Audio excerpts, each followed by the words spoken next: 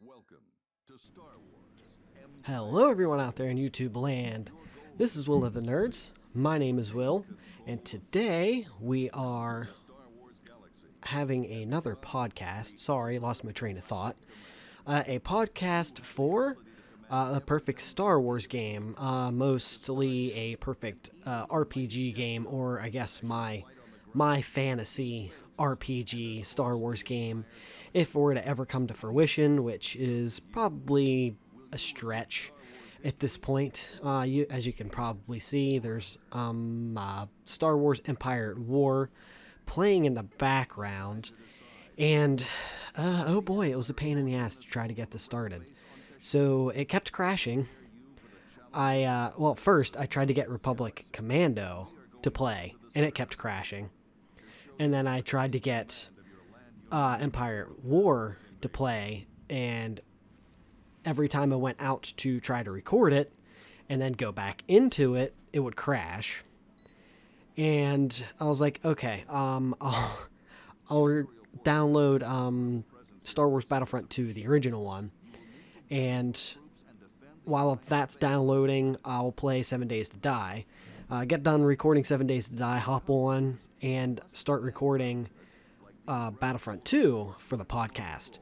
And, well, I didn't set the video for 1920 over 1080, so every time it would change screens from like the battle to the Galactic Conquest screen over on OBS, it would stretch the screen and then shrink it, and it was a pain in the ass. Then eventually the game just crashed.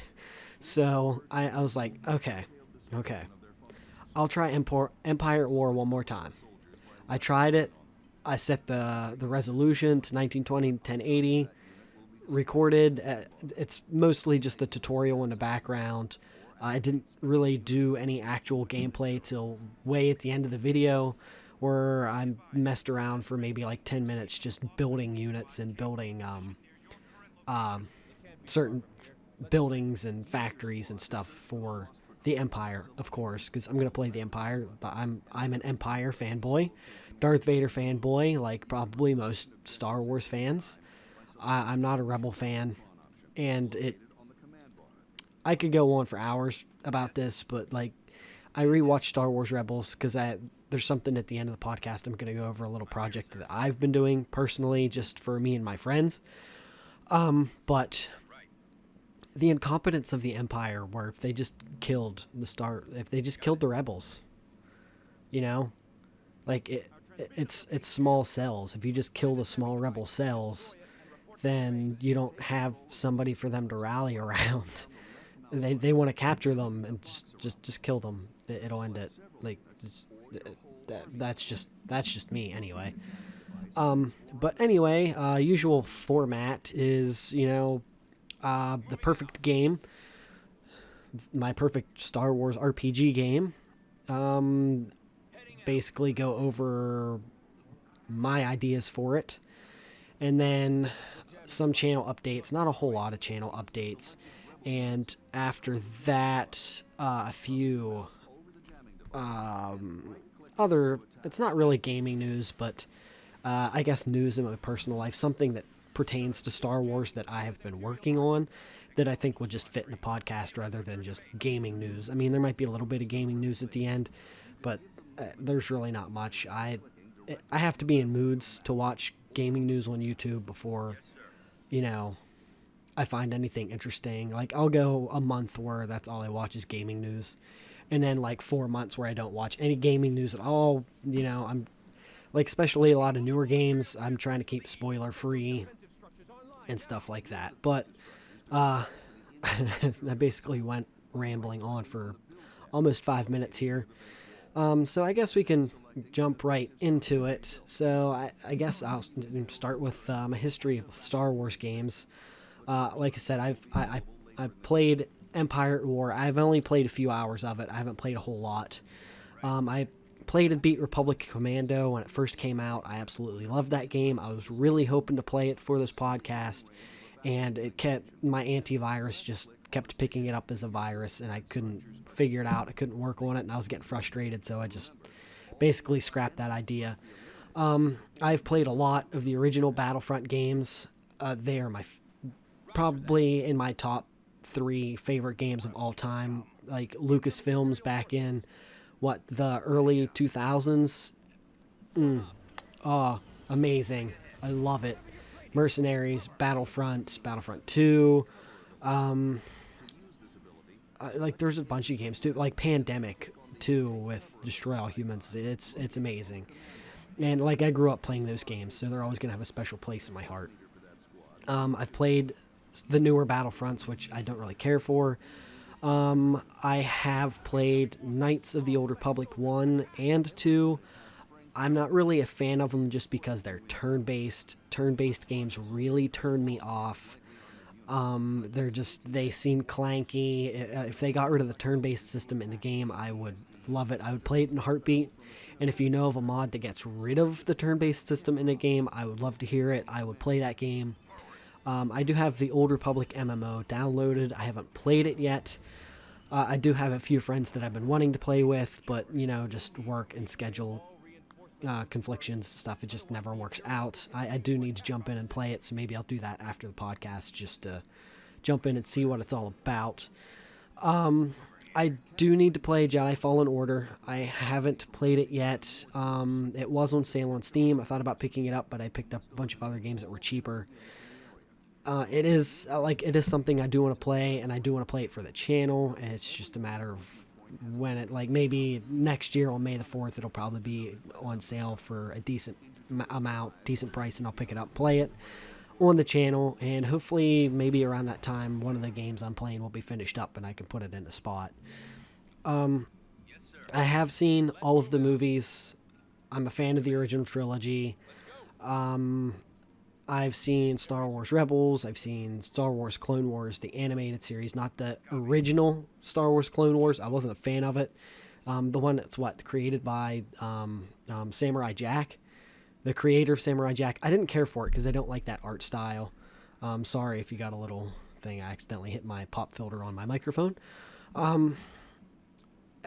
mean, I haven't read the comics or the graphic novels, but I do watch a lot of reviews of them on YouTube. That's a big thing that I've been into for a while now, for maybe the past year and a half. I was going to get a lot of the Legends books and stuff like that, and then Disney bought the rights to Star Wars right as I was going to buy those books, and I was like, well, there's no point now because none of it matters. And the only saving grace to me for Star Wars is Dave Filoni and Jon Favreau, because Dave Filoni's taken stuff from Legends and put it in the show, and I believe Jon Favreau is probably doing the same thing with The Mandalorian. And those two are godsends for Star Wars. They work, from what I understand, they work with George Lucas, and they ask him questions, and they try to make that stuff canon, make George Lucas's overall view come to life. And EA and Kathleen Kennedy and Ryan Johnson, they're not good for the brand. Disney just wants to make money. They don't care about the IP at all. It's just terrible in my opinion. I love, don't get me wrong, I love all the Star Wars stuff coming out. I love having new stuff come out. I love the games, the movies, everything that's coming out around it, but that doesn't mean it's good. It's what's the adage? Any PR is good PR, as long as you get any kind of news, doesn't matter what it is, if it's good or bad, it's news. Your name's getting out there. But anyway, I keep getting distracted. That's another 5 minutes that I've gotten distracted on just bullshitting. And because I could make a full podcast of me just talking about Star Wars stuff in general. So, the perfect Star Wars game. I guess, like I said, it's going to be kind of like Knights of the Old Republic. My favorite era is the original trilogy era, so ABBY or BABY Battle. No, it's BAY Battle After Yavin. Ugh, Jesus fucking Christ. Yeah, so you can't really make it during the original trilogy. I think that would, it doesn't really fit. You could put it before the prequel trilogies, but then like they have the High Republic coming out, and I think it would be an interesting time. But the Empire, or the not the Empire, the galaxy isn't in real turmoil. To me, the perfect place to put it would be after the Empire falls. So basically, plopping your main character around Endor, where your character is born and maybe young as the Battle of Endor is happening, and depending on like the class you pick, maybe your character is at Endor, or maybe they've seen the fall of the Empire, and depending on what it is, because I have multiple classes and stuff I think would be neat that would fit into it, and I'll go over them here in a second. But I think the best place to start would be after the Battle of Endor or during the Battle of Endor, right as the Empire's falling apart, and then basically the main bulk of the game takes place after the Empire basically has fallen apart. So I guess that around like the Mandalorian, maybe a little before the Mandalorian. But like most games that I like, it's going to have create a character in it. So just take your pick.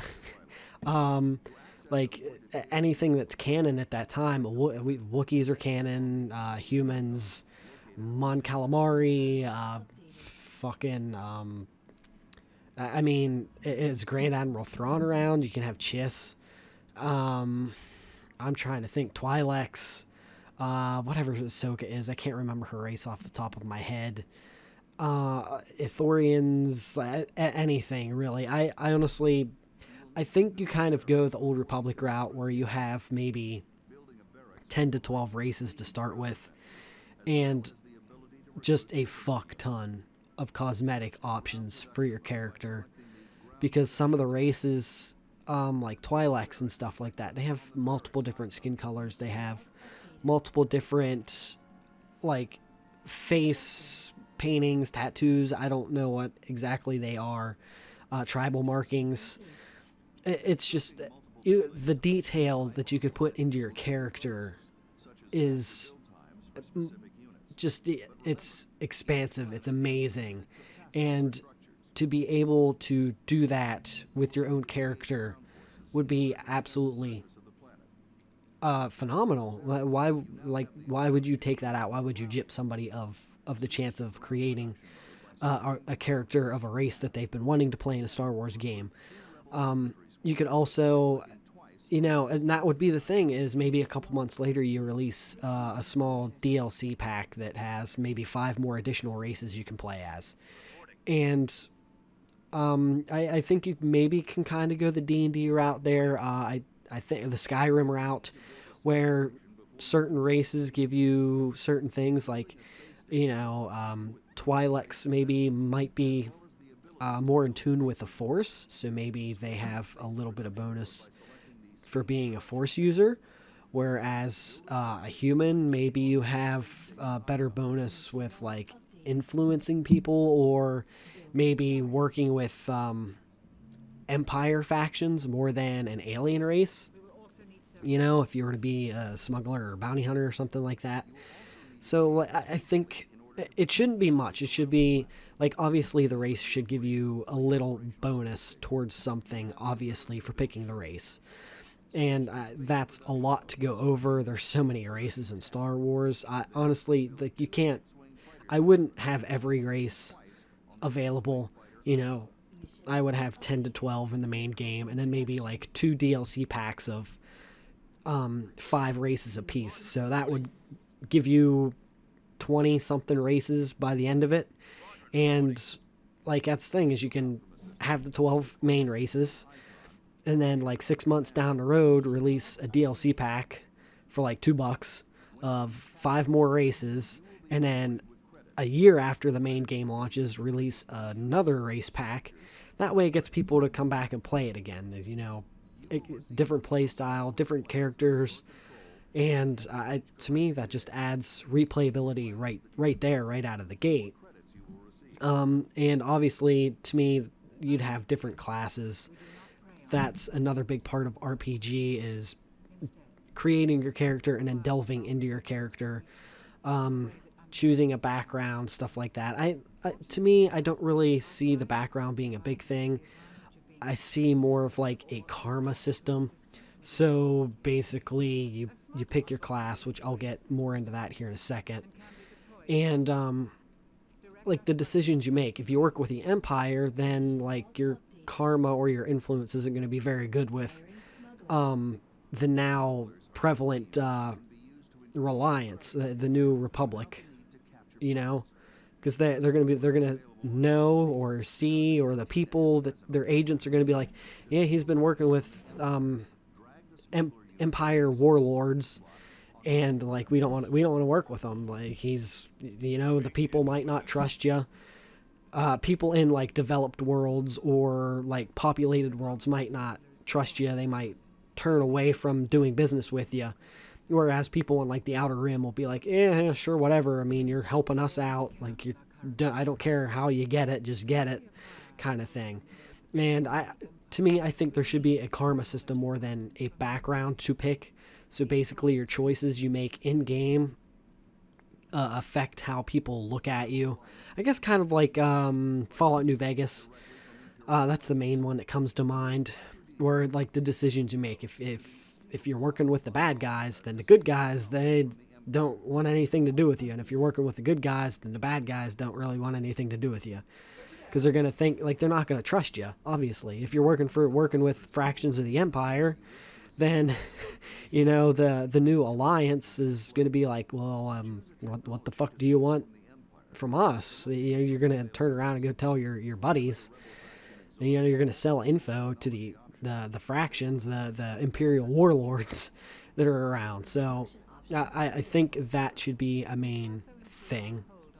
The different classes to me, I think there should be 3 different main classes. So basically, like bounty hunters. So not really vigilant. So crime factions would be the best way to look at it. Crime factions. And then like vigilante factions, and then force users. So in like the crime factions would be your bounty hunters, your assassins, maybe ex-soldiers, like maybe you're ex-Empire and you're just like a lone wolf kind of character. You just go around doing what you need to do to make money to further the story. And as a bounty hunter, maybe you work for the Hutts, or I know. Instead of an ex-soldier, you're a pirate. So you do what you have to. Like, you don't really care. Like Hondo in my mind, he's a nice pirate, even though he swindles you and screws you over. But in the end, like, he'll come through for a friend if the friend needs help. Where like if you're playing in this, it's a pirate where you're like, this is the bad faction, I guess you could say. Where they can work with the Alliance, but they're more shady in their dealings. They're like, I'm just working for the Alliance because they're paying me money. Or the Empire is, the fractions of the Empire are more openly willing to work with them because it's like, yeah, we're paying you to get work done that needs done. And the Empire and the Alliance would be like, we're paying you. We don't know you. If you get caught or anything like that, we're not saying anything. That's all up to you at that point. So like bounty hunters, assassins, and pirates. Then the next faction, which would be like, I guess the good faction, even though they could still work for the Empire. But the Alliance openly works with them, is like smugglers, maybe small rebel cells, like other rebel cells, maybe like guerrilla cells, and ex-soldiers or vigilantes. So they're basically like a police force, or you're a smuggler, and like you're trying to get things through the Empire to help other people out. So, and basically you're the opposite of bounty hunters. You're doing things to help people, whereas a bounty hunter usually goes out and collects a bounty on something or someone. Where, from what I understand, not all the smugglers, but some of the smugglers, like, kind of look at like Han Solo, whereas like he does it for money, but he also likes the recognition, and he's doing it to help his friends. So you're basically taking that kind of smuggler, whereas a pirate is a bad smuggler, I guess you could say. So to me, I think that would be like the lighter faction. And each one, like, you pick that class, and then you pick the subclass of those three. So, like, it's, you go, like, bad faction. I'm using air quotes, you can't see it. Bad factions. And then as you play and you get skill points, you can focus on, like, bounty hunter, you can focus on assassin, or you can focus on pirates. And each one has, like, their own skills that you can unlock. And you can either be a really good bounty hunter, a really good assassin, or a really good pirate, or you can just be mediocre at all of them. And it's the same thing with smugglers and vigilantes and like ex-soldier or whatever. You know, you can do more. Maybe you're not an ex-soldier. Maybe you are an actual soldier that's working for the Alliance, and you know, you might have to do dealings with the Empire, but you don't like it, but the Empire really doesn't want anything to do with you. And the last one, which I think most people would play, it's what I would play, is the Force users. Obviously, you would pick Force users, and then depending on, this is the one that would focus the most on the karma system, in my opinion. Because, like, bounty hunters, like, you can make a good name for yourself as a bounty hunter. Maybe not so much as an assassin, but, you know. And you can make a bad name for yourself as a smuggler. Whereas, if you're a Force user, if you have bad karma, then it unlocks more dark side powers for you. And if you are more on the light side, it unlocks more Jedi powers for you. And if you try to stay in the middle, then you can have a bit of both of the powers, and you basically become a gray Jedi. To me, that's a lot interesting. I like that gray Jedis are now basically canon in Star Wars. It makes it to where it has 3 branches in each of the classes that you can play as. So, like, a good way to look at the abilities for each class would be to look at the tabletop RPG game. I've read a little bit of it. I've stopped reading it. I need to get back into it. But, like, there's, like, technicians. There's pilots that are good at piloting stuff. Like, you can have, like, all of these little sub-classes in all of the main classes. Like, bounty hunter, maybe, like, you have a better chance at taking somebody alive. Or a pirate, you can steal stuff better. Or, you know, as a smuggler... oh, sorry, I got hair in my mouth. My beard. A smuggler, you can maybe influence and talk your way past people. And like a Jedi too, like if you're good, if you have good karma as a Jedi, like you can choose to be either a powerful Force user, you know, Force heal, Force push, Jedi mind trick, or you can focus on being good with lightsaber combat, or like you look at the Sith, you can be like Emperor Palpatine, where you're just powerful with the Force lightning, Force influence, stuff like that, where you don't even have to use your lightsaber if you don't want to as a dark side user. Or you can go like full Darth Vader, where he's just a fucking tank and he's just swinging with no regard of his life at all. And I think that would be a good way to go. And then you have a gray Jedi, which would basically be the same. You can either be powerful in just using the Force, or you can be powerful with use a lightsaber combat. And I think it would be neat to, if you played as a Force user, finding somebody to train you, because at this point the Empire's fallen, so like there might be Force users that are more open that they are Force users or survivors of the Empire. They might be more open to saying, yeah, like I'm a Jedi, or I was a Dark Jedi, or I excuse me, or like I worked with the Sith or the Empire, but like now I do what I need to do to get by. In learning lightsaber styles, or like if you're a bounty hunter, you work with a certain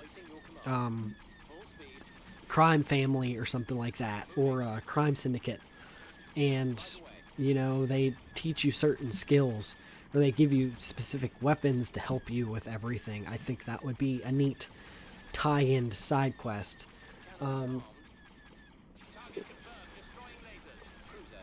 Also for the like side, where do I want to get with this? Oh, side quests. So certain side quests for, I haven't really thought, like obviously for me the certain side quests would be bounty hunters. You get certain specific bounties for whatever crime boss you're working for. As a smuggler, maybe you get specific missions you have to go on, like maybe you make the Kessel Run or something like that. As a smuggler, like certain things that are like a trial to become, like, as a bounty hunter, maybe you need to go hunt this animal or this creature that's very elusive to basically show that you are a bounty hunter. Maybe you need to make the Kessel Run in, like, not under 12 parsecs, let's say like 15 parsecs, to show that you are a true smuggler. Or like you need to go steal from this certain place to prove that you're a pirate. Like these basically side quests that prove that you are the class that you want to play as. And I think a nice way, the one that I really thought about the most, because it's the one that I would play the most, would be the Force users. So basically, in Star Wars Rebels, when Kanan and Ezra go to a Jedi temple, that's what you would do if you were, like, if you had good karma, if you wanted to be a Jedi. You would find a Jedi temple on one of the worlds, and you would basically go through and answer questions. And either like Yoda's Force Ghost or Qui-Gon's Force Ghost or somebody's Force Ghost would help you along and ask you questions, and you would choose different paths. And then by the end of it, it gives you a lightsaber. And I think that would be neat. It would make it random that way. I understand people would probably want to pick a certain color that they wanted, but I think it adds a bit more surprise that you're answering questions a certain way. And it gives you a chance to maybe get a purple lightsaber, or it gives you a chance to get a green or a blue lightsaber. I think those should be the only three for like a Jedi. I think that would be neat. I think that would be something cool to put in. Also, if you were to be a gray Jedi, I think it should be a mix of combat and questions, kind of like what Kanan had to do in the Jedi Temple, where he fought the temple guards. Maybe you have to fight temple guards, and you have to answer questions, and you kind of, have to stay neutral in a certain way. And if, depending on which way you lean, you either get a white saber, white/gray lightsaber, a yellow saber, or maybe an orange saber. I apparently there's a whole lore on the orange saber, so I don't know. I would try to find another lightsaber color that would fit with a gray Jedi. And then you have obviously the Sith, which if you went down the dark path, which honestly is probably something I would do, you would have to find a Jedi, kill them with, your evil Force powers, and take their lightsaber to a Sith temple or a place that has a lot of pain, and you would have to bleed it. So basically it would be kind of like the Jedi temple thing, except like you have to fight. You basically have to fight your way through everything, and you can choose how to fight. You can either use your Sith powers or your Sith lightsaber or a combination of both. You basically just have to fight your way through everything and bleed it, and then you would get a red lightsaber, because that red's the only thing for Sith. To me, that's where a lot of it would be. That's the vision I see the most. I honestly think I just kind of thought of the bounty hunter stuff on the fly right now. I didn't have it wrote down in my notes. But I think that would be neat. Is, as a bounty hunter, you have to go fight a certain creature to collect the bounty on a certain creature to be part of like a certain guild, or you have to make the Kessel Run in so many parsecs to be a true smuggler. I think it would be neat to have those side quests or certain tasks or trials. That's the word I'm looking for. Certain trials for the class to basically be a part of that thing, and that's basically like your like maybe halfway through the game, maybe a little less than halfway through the game. That's like your big your trial to be like, yeah, I'm truly a Sith now, or I'm truly a Jedi now, or I'm a bounty hunter now. And it basically kind of locks you down. It kind of locks you down that path. And I say kind of because I feel like for an RPG, especially a grandiose one to suck you in, is if you go down to Sith and then at some point you want to have a change of heart and you want to get redeemed, there's that opportunity. And same thing as if you're a Jedi and you want to change that path, you can. And same thing as a bounty hunter. Maybe you don't want to be a bounty hunter anymore. You want to be a smuggler. And you start working with the Rebel Alliance more instead of the Empire. I think that's something that should be available to you. And I feel like if that's something that happens, maybe you lose access to some of the other skills and it opens up something else. So like if you're a bounty hunter, maybe it locks off some of like the strong bounty hunter skills, even if you have them, unless you beat the game like that. If you beat the game with it, then like it's kind of locked in. You can't really change anything. I don't know how to really figure that out, but because once you beat the game, that's basically all you'd be playing, or you'd be going back and starting over anyway. But maybe you're playing around as a bounty hunter, and maybe something happens in game that makes you have a change of heart, and you start working more with the Rebel Alliance. Or not, they're not the Rebel Alliance; they're the New Republic. At this point, and you start becoming maybe a smuggler or something instead of a bounty hunter. So you still have your bounty hunter skills because you've trained as a bounty hunter and you worked as a bounty hunter for how many years in game. Again, I'm using air quotes. And then it opens up a smuggler branch for you. And you can learn stuff in a smuggler branch, but like you're not going to be that good. You'll still pick things up. You're not going to get your top tier bounty hunter stuff anymore because like those top tier bounty hunter things were basically for, cold heartless bounty hunters that went and did what they needed to do, and you don't do that anymore.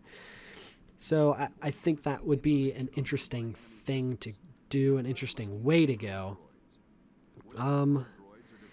And like obviously you would have certain things, smugglers would be working with certain people, the bounty hunters would be working with certain people, and that basically gets the classes, the character creation, a little bit of the depth out of the way. But the big thing to me would be having multiple worlds. Honestly, having the whole Star Wars galaxy would be a bit much. So I would select maybe 5 to 8 planets that you're going to focus on. That's where the main story is going to take place. Maybe there's a dark side planet, a light side planet, and let's say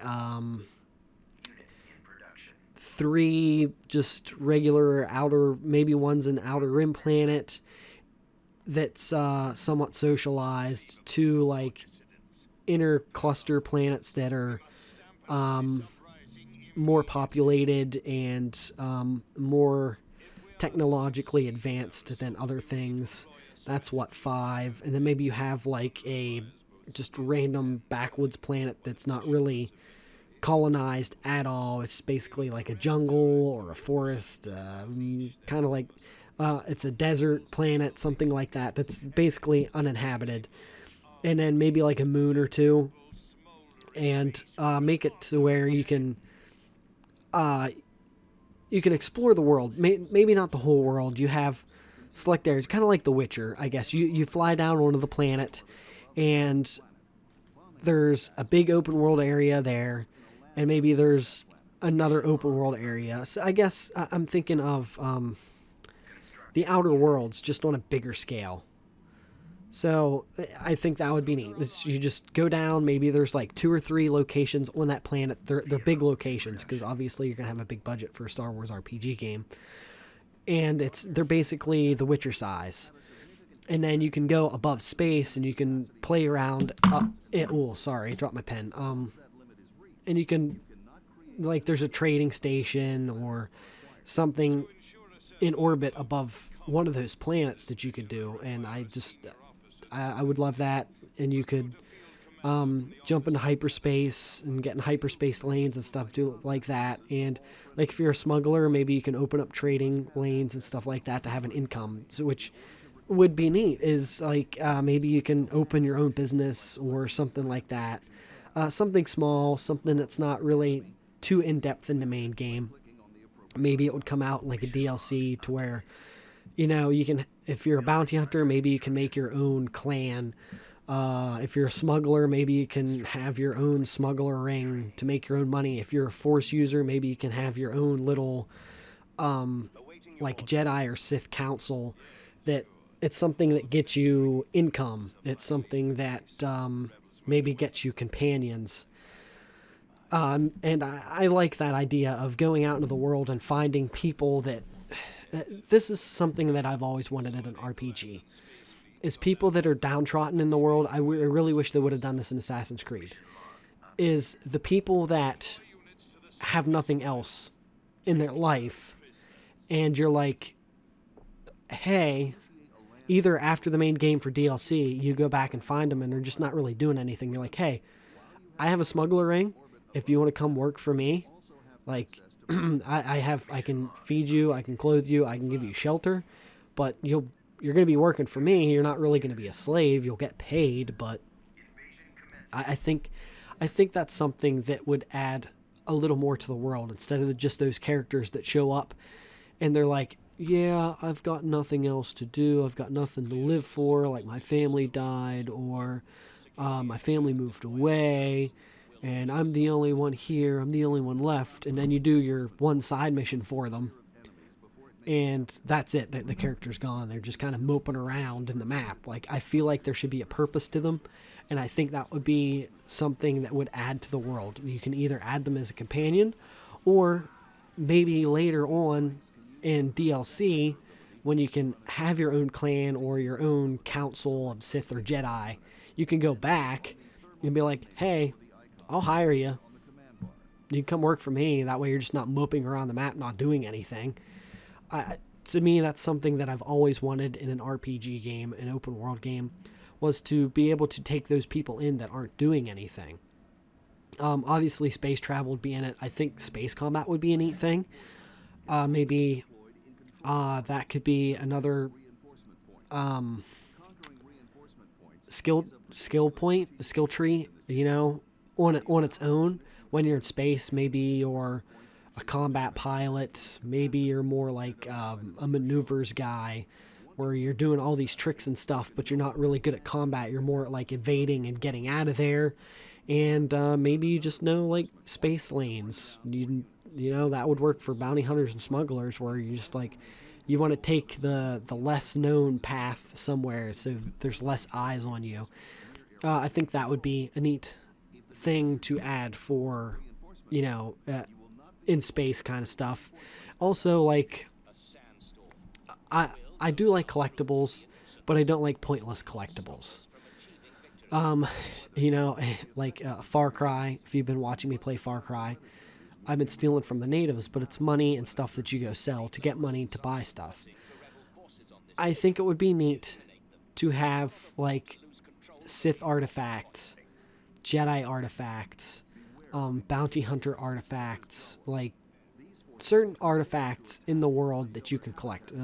Pieces of Sith holocron, maybe pieces of, like, the Death Star, maybe pieces of Obi-Wan's journal, maybe a piece or a ledger from Luke's journal, things like that. Maybe a piece of Mandalorian armor, maybe a weapon. These are the collectibles I like. I think they should be in the world. I don't think there should be any cosmetic stuff. If you're going to do cosmetic stuff, I think it should either be through a quest.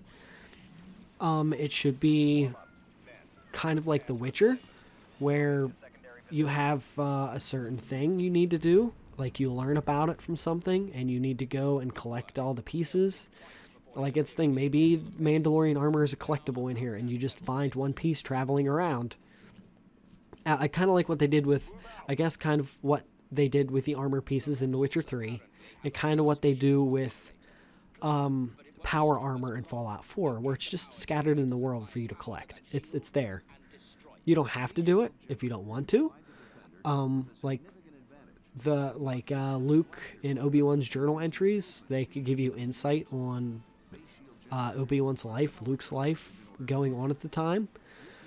I think that would be something neat. I think that would be something interesting.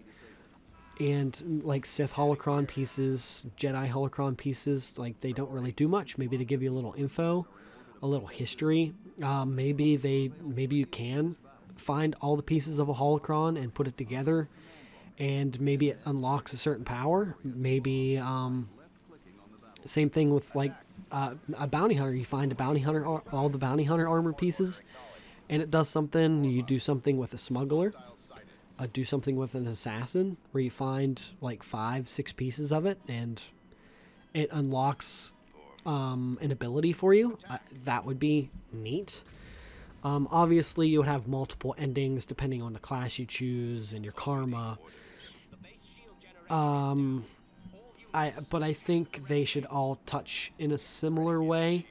So all the stories would have different endings, but they would all kind of touch. So if you play as a bounty hunter, you're probably gonna have a different ending if you played as like a Jedi, because you're a Force user, right? And you're probably not gonna be able to go and face a big bad evil guy that has dark side powers or light side powers. You're gonna get wrecked. To me, that's just only fair. Like, you could be the best bounty hunter in the galaxy, but if you're facing like Darth Sidious, you take Boba Hutt and put him against Darth Sidious. I'm sorry, but Darth Sidious is gonna win.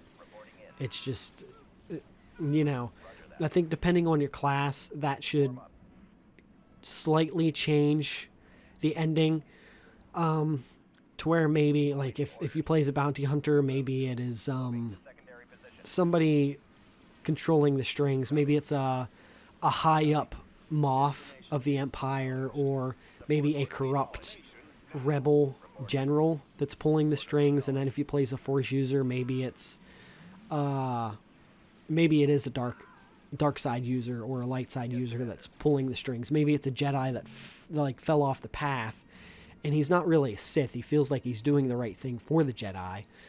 And I think that would be interesting. Once you pick your path, I think that's what it should be. I don't think that would be very difficult. It's like you select your class right at the beginning of the game, and then the game automatically knows. Obviously, it'd be multiple endings.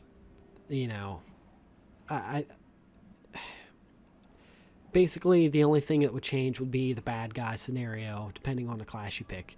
And then, obviously, the good ending would be a certain way, the bad ending would be a certain way, and the neutral ending would be a certain way, no matter what class you picked. It would, kind of like Red Dead 2. I won't spoil anything, but if you're a good guy and you picked the one ending, it ended a certain way. And if you're a bad guy, it still ended a certain way. I think that's the route they could go with it. So basically, just went over that. I also would love to see some main characters in the game. Like how neat would that be to go and maybe see Luke somewhere right as he is starting his new Jedi Academy. Maybe it would be neat to pass Mando on a quest. Maybe see Baby Yoda, and maybe they give you a side quest, or maybe you help them out at one point, maybe in a DLC or something. Seeing Ahsoka, seeing bits of Death Star, maybe seeing Ezra, maybe seeing Thrawn. Thrawn is one of my favorite characters. It's just a brilliant character, and I'm glad they brought him back in canon. So I think it would be neat to have those characters in there to give you missions. Maybe they're a main mission giver. Like, obviously, if you're working for the Rebellion, Mon Mothma and General Leia, Senator Leia, would be a big part of giving you missions. Especially if you're working with the newly formed Republic, the new alliance. That they're a major part. They're major players in it. You're going to have to work with them. And in the Empire, it's just splintered moffs and officers. Obviously, some of them you might have heard of, and some of them you probably haven't heard of.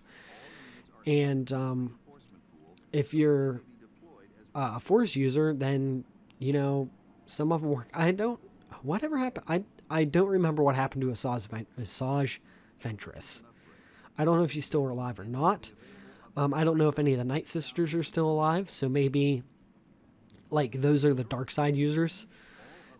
I think it would be neat to do that, because obviously there is other Jedi, there is other dark side users that survived the Empire. That a bunch of people went into hiding. There's going to be people that discovered the Force for themselves after the fall of all of this, and they chose the dark side or they chose the light side, depending on the circumstances they went through in life. And I think that would be a neat thing to experience, is to see those main characters. Kind of like the new Battlefront 2, you got to see Luke in the game. And you got to see a little bit of Sidious as a robot. Or cast his presence through a robot or one of those. I forget what it is. It's a pre-programmed robot fucking thing. Anyway, yeah, to me that would be really interesting. That's really all my ideas for it. I really don't know a story for it, other than corrupt alliance guy, splinter factions of the Empire trying to take control, dark side user or corrupt Jedi trying to gain control over the void, the power void that happened after the fall of the Empire. I think that's what makes it interesting, is there's basically a power vacuum after the Empire leaves, that you're going to have good people doing bad things to get power, and they're going to believe that they're doing a good thing. And then you're going to have bad guys obviously doing what they can to hold on to power. And you're going to have Force users coming out of the woodwork, taking advantage or helping people. Now that the Empire's gone, that they don't have to worry about getting persecuted or tracked down or killed by the Empire. It just adds a whole interesting layer to everything. I think it would be neat to explore. I think that would be the most interesting era. Right after the fall of the Empire. It's just, since Disney bought Star Wars, the whole Old Republic era is, from what I understand, just up in the air. I know they have the High Republic coming out, and people don't really know if that's replacing the Old Republic or if that's just taking place a few hundred years before the basically the prequels come out, whereas I think the Old Republic takes place a decent bit before any of the prequels happen. Like, it's hundreds, maybe thousands of years before anything else happens. I think, to me, I would hope and wish that they go back and remake the Knights of the Old Republic games. Like I said, I would like to play them. The only reason I haven't played them is because they're turn-based, and turn-based games like that are frustrating. But other than that, I believe that's all for like my perfect Star Wars game. Obviously, if you guys got any ideas or what your idea of a perfect Star Wars game is, you can let me know in the comments below. I'd be happy to find out. I would absolutely love to see your ideas. I would love to see them make a Star Wars RPG. I don't think that was ever going to happen, but, we can dream, right? And maybe if we push enough, they'll reinstate LucasArts, and like maybe LucasArts will go back and make some awesome games like they did in the early 2000s, like we all want. And with that, I think we will go into our next part of the video, which is basically channel updates. So as some of you may know, Cyberpunk got pushed back again. It's coming out December 10th, which I believe is a Thursday, and I work that Thursday. So Cyberpunk won't come out till Saturday, and then it'll get put on the Fridays after. The Witcher will be Thursday. The Witcher will be on Thursdays with 7 Days to Die, and then House Flippers will be put on once a month on a Saturday for like a 40-minute episode. Podcasts will be at the end of the month again. And that's basically the only channel update I have. Other than that, there really isn't much changing. Hopefully Cyberpunk doesn't get pushed back again. I would like to get a new Xbox. I am an Xbox fanboy. But I know basically all the pre-orders are gone already.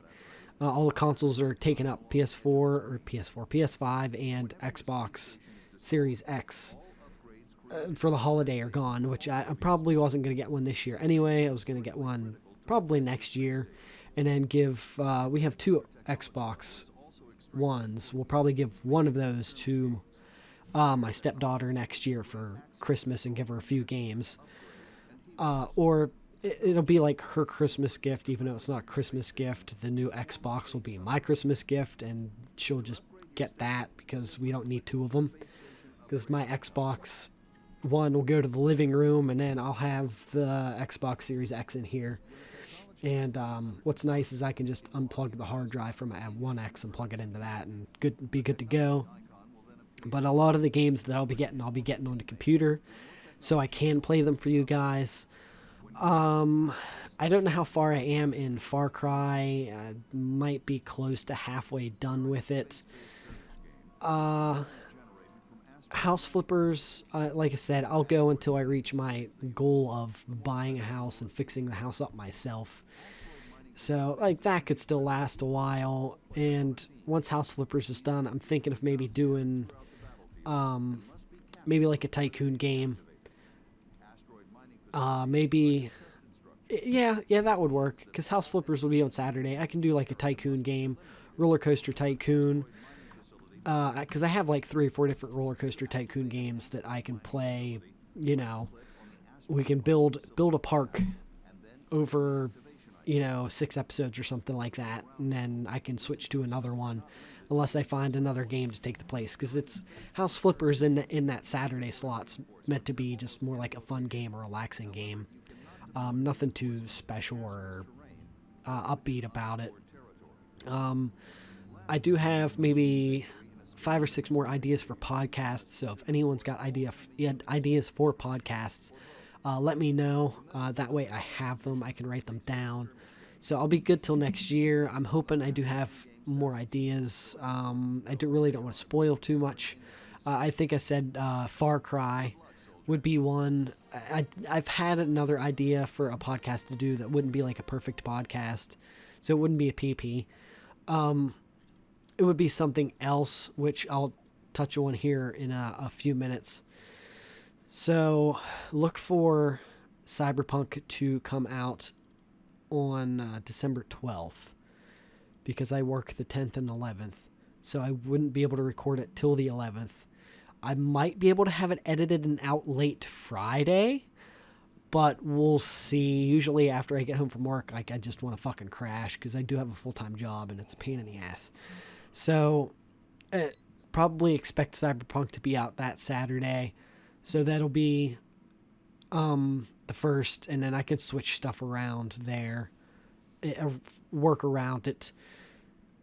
Somehow I'll figure it out. I'll write everything out. That's what I did for October, November, is I wrote everything out. That way I have a visualization of how to organize my schedule for when Cyberpunk came out. And now I'm going to have to do it all over again because they pushed it back and had a new release date on it. So, hopefully that doesn't happen again. I'm hoping it comes out. And it's frustrating because they keep coming out with gameplay of it, right? They're like, oh, new gameplay of Cyberpunk. 7-minute gameplay trailer came out. Whole lot of new info come out. I'm like, yeah, that's cool. I'd like to play a fucking game. You know? Like, is this just going to be like a demo game that you guys keep teasing? You know? I'm not watching any of this stuff. I'm not interested in watching gameplay stuff. I don't want to spoil it for me. That way, when I play it on the channel, I'm actually, like, you're getting a genuine reaction when I play the game. Granted, if there's a lot of titties in it, there's going to be a lot of editing, but, you know, whatever. But with that, I guess, that ends the channel update portion. There really isn't anything else to talk about with that. Now, that kind of went into video game news too. So, and there's a whole nother thing. I heard, a couple people from, somebody from Rooster Teeth and then somebody from Funhouse, two of my favorite channels, and Funhouse is one of my favorite channels. They got let go from, you know, I'm not going to say accusations because there's a lot of people coming forward against the one guy. And yeah, like, it's kind of shocking. I just out of nowhere, man. But I'm really late to the train on this. I didn't find out till I was talking to my one friend about it, you know, and he brought it up at work, and I was like, whoa, this is news to me. I didn't know any of this was happening because I haven't watched any Achievement Hunter or Funhouse stuff in a while because I don't like the work at home stuff. At that point, I might as well just watch a YouTuber that just does this by themselves, you know? And I was surprised, really surprised, especially Funhouse, because Funhouse was my favorite channel, and it just started falling apart. You know, Bruce left, Lawrence I don't think is there anymore, now Adam got let go. I mean, I love James, I love Elise, but Alana got hired on somewhere else, and wow, it's it's my favorite channel. Just, you know, it's pretty much gone. I don't see Rooster Teeth or anything lasting very much longer. I have been watching a lot of Gray Still Plays. Call Me Kevin a little bit. I'm a sports fan, so I've been watching a lot of, like, sports news, especially since my favorite team in football is doing really good right now. And I don't want to say their name, and I don't want to say anything more than that because I don't want to jinx them. So I'm pretty sure you could probably guess who it is. And, like, I've just been watching a lot of that stuff. Gray Still Plays. Like, it's, you know, nothing too exciting. I've been watching The Mandalorian since it's been coming out. Stuff like that. Keeping up with Supernatural since the final season's coming out. And, like, since this is a heavy Star Wars episode, I got one set done. So, I'm a fan of Magic the Gathering, right?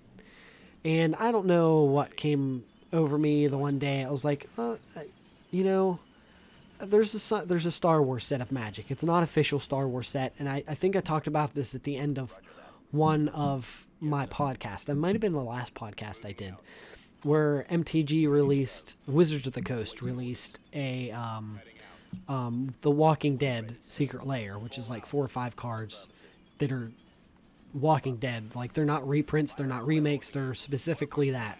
And I said, sorry. I said sorry.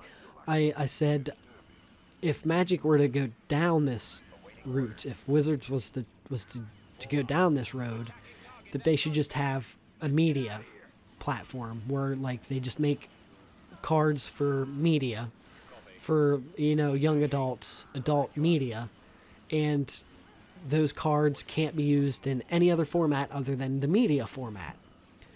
So I knew there was like mock Star Wars cards, and I was looking them up, and I was like, yeah, some of these are cool, but they're old.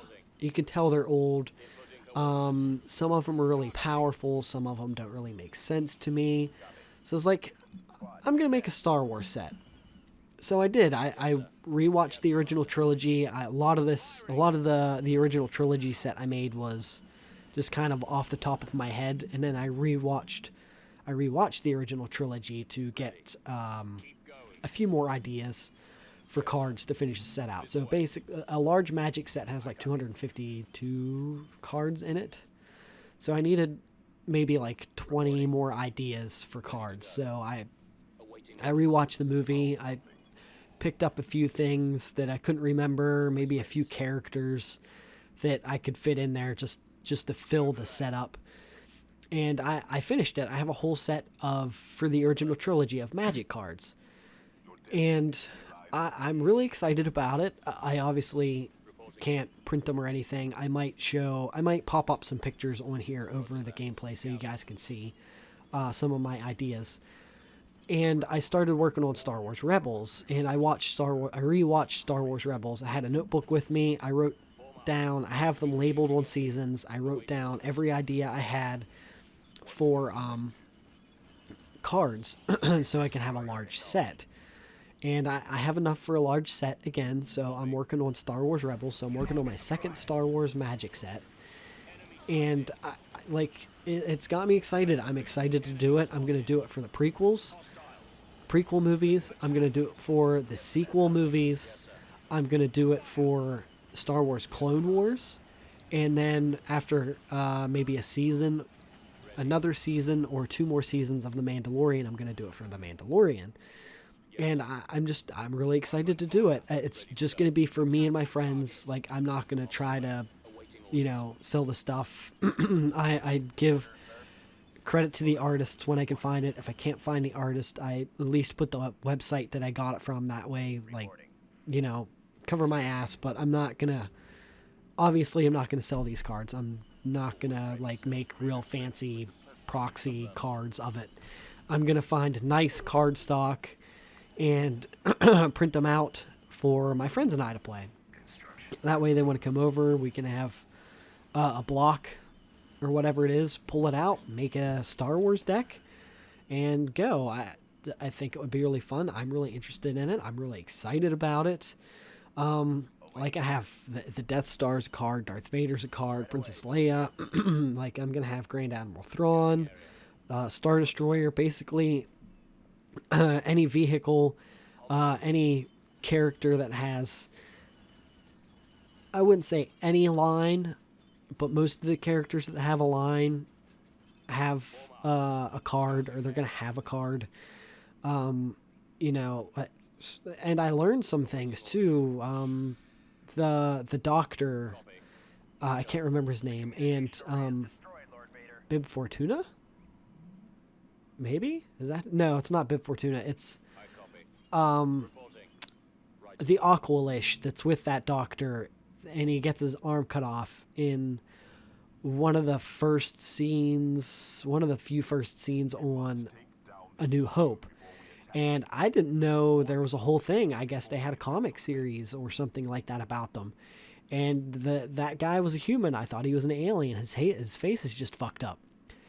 And it was interesting. I didn't know that he was like a mad doctor. He was like a Nazi doctor working on people and taking limbs off and putting limbs on and putting bombs in people. And it was fucked up. I didn't know they had that kind of thing. And I was looking up characters, and almost everyone in the cantina scene from A New Hope, they have a name for them.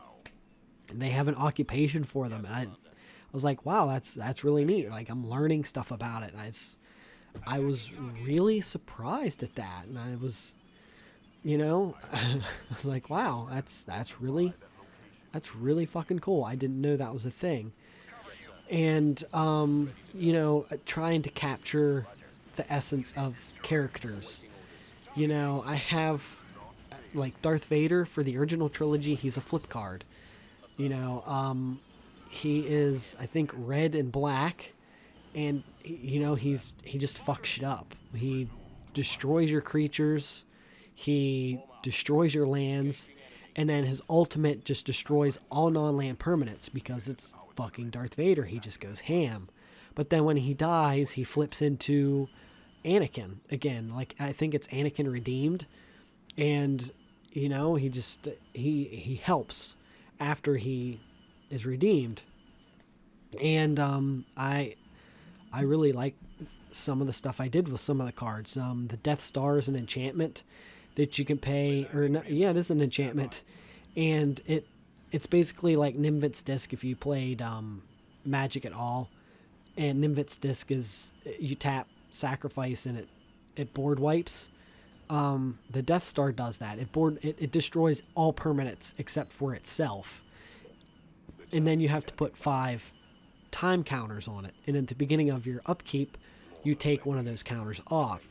So after 5 turns, you can activate the Death Star again and wipe everything again. So, but it doesn't have hexproof or anything, obviously, because they blew up 2 Death Stars. So it can be blown up, and you need to pay mana to tap it to use it. So it's just not like, hey, I'm casting the Death Star. It's like 10 mana to cast the Death Star, and then it's 5 mana to tap it and activate it. So, like, you cast it one turn, and you can't activate it till the next turn. And like I have Luke as a planeswalker, Leia's a legendary creature, Mon Mothma's in it, Admiral Akbar. Like, it's a trap where you sacrifice a creature and you counter a spell. Jedi Mind Trick is counter a spell. And like, I'm working on Star Wars Rebels now, and it's really neat. I'm obviously gonna have reprints. I do have some reprints from the original set, the original trilogy set, and the Star Wars Rebels set. And I'm really excited about it. I think I will show some cards up on the screen. It shouldn't be that hard to do that. So I'll show some of the ones I'm working on from the original trilogy and some from the new set that I'm working on. And if I can, I would like to figure out how to change the set symbol. It's on Magic Set Editor, so if any of you guys have experience with that and know how to change the set symbol in it, let me know, because I would like to change the symbol to where it fits the set. That way I have more of an idea on what set it belongs to, that way if I just don't lump them all together. And I have been trying to look for an inkjet printer to print them out, and I've been trying to find good card stock. So, like, I've learned blue core is average, and then ivory, which is white core. If any of you guys know what that means, can you let me know? Because I don't. I don't know if it's the card stock color. I don't know if that's what's in the middle of the card stock, but I believe I found one card stock that I can use that'll make decent cards. Because I want something that's gonna resemble a Magic card, but it's not gonna be good enough that somebody can mistake them for an actual, like, Magic card. And like I said, it's just going to be for my friends and I. I don't plan on distributing these to anybody at all. Like, maybe I'll make a PDF file for them, because I know they made a PDF file for the other Star Wars set that people have played around with, or you can download and take it into a different thing, a website that lets you draft it and stuff like that. But anyways, that will end it. If you enjoyed this video, again, please let me know what your perfect Star Wars RPG game is. You can let me know in the comments down below. If you hit that like button, that would be greatly appreciated. Don't forget to share. Hit that bell icon, that way you do get notified, yeah. I'll notice you. I'll notice you, senpai. I'll notice you real good. And hit that bell icon, that way you get notified whenever I upload a new video. You can follow me over on Facebook and Twitter. The links to those are in the description. And I'll see you guys on the next one.